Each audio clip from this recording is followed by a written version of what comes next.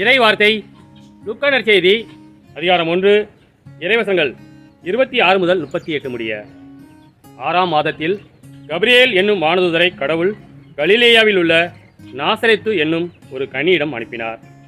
அவர் தாவீது குடும்பத்தினராகிய யோசேப்பு என்னும் பெயருடைய ஒருவருக்கு மன ஒப்பந்தமானவர்.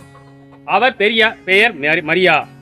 வானதூதர் மரியாவுக்கு தோன்றி, அருள் நிறைந்தவரே வாழ்க, ஆண்டவர் உம்மோடு இருக்கிறார் என்றார்.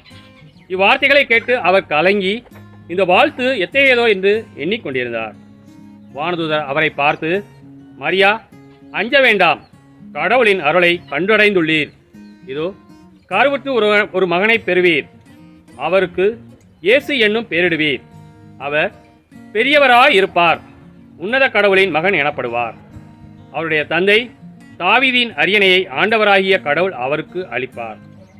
அவர் யாக்கோப்பின் குடும்பத்தின் மீது என்றென்றும் ஆட்சி செலுத்துவார். அவருடைய ஆட்சிக்கு முடிவே இராது என்றார். அதற்கு மரியா வானதூதரிடம், இது எப்படி நிகழும்?